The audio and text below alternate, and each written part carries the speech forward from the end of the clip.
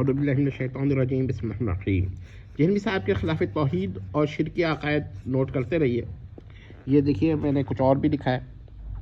اور اس کو آپ زوم کر کے دیکھنا چاہیں تو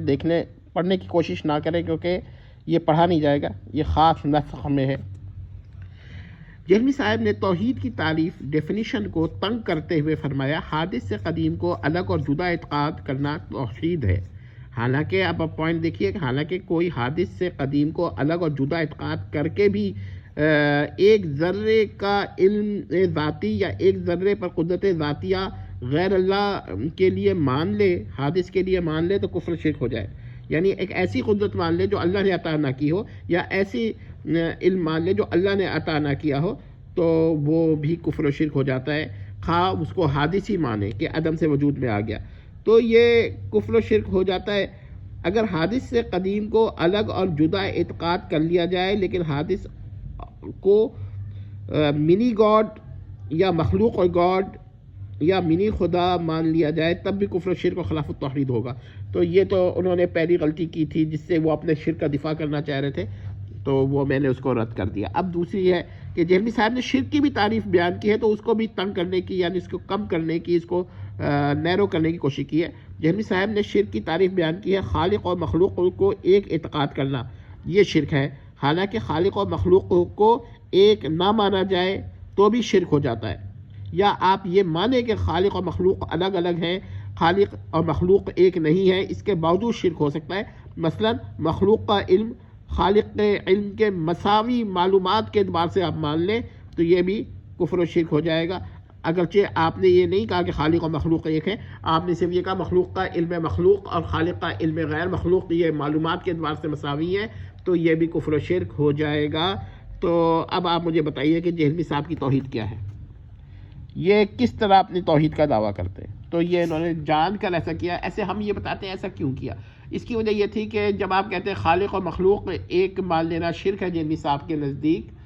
تو اب وہ انکارنیشن کا عقیدہ جو ہے نا کسی طرح بچانا چاہتے ہیں، کیونکہ انکارنیشن کا عقیدہ دو طرح کا ہوتا ہے، ایک جس میں کہ جوہر لاثوتی اور جوہر ناسوتی یہ دونوں مل کر ایک ہو جاتے ہیں، تو یہ تو تکفیر شاید جہلمی صاحب اپنے قواعد پر کر دیں، لیکن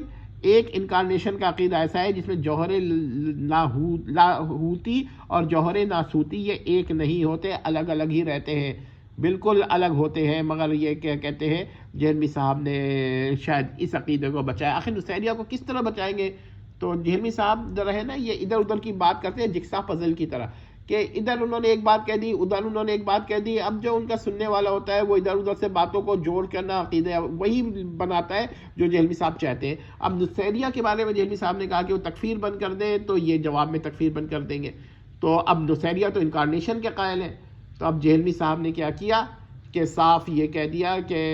توحید کی اور شرک کی ڈیفینیشنز کو کافی انہوں نے نیرو کیا ہے، براڈ سے نیرو کر دیا۔ کیوں کر دیا؟ کہ بھائی اب آپ سمجھ لیں کہ وہ یہ کہیں گے نصیریہ جو ہے خالق اور مخلوق کو ایک تو نہیں مانتے، اب آپ کہیں گے بھائی خدا انسان بن کر آیا، تو یہ کہہ سکتے ہیں خدا انسان بن کر آیا کسی مخلوق کے ساتھ ایک نہ ہو گیا، جو انسان بنا خدا وہ بھی تو غیر مخلوقی ہوگا، تو یہ ان لوگوں کی اس طرح، یا یہ کہہ دیں گے کہ بھائی انسان بن تو گیا مگر انسان جو ہے یا مخلوق جو ہے وہ جوہر جو ناسوتی ہے نا، یا جوہر مخلوقی ہے اور جوہر غیر مخلوقی یہ دونوں الگ الگ ہی رہے،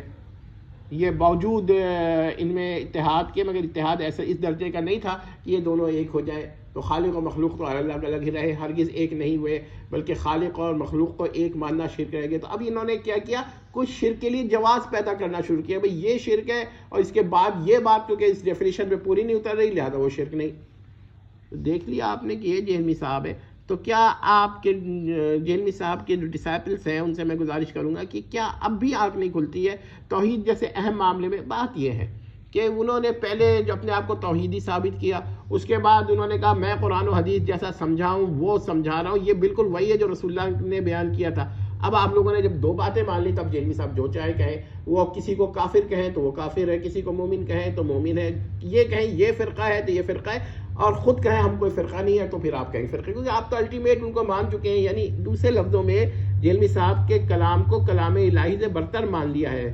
یعنی even beyond even superior to divine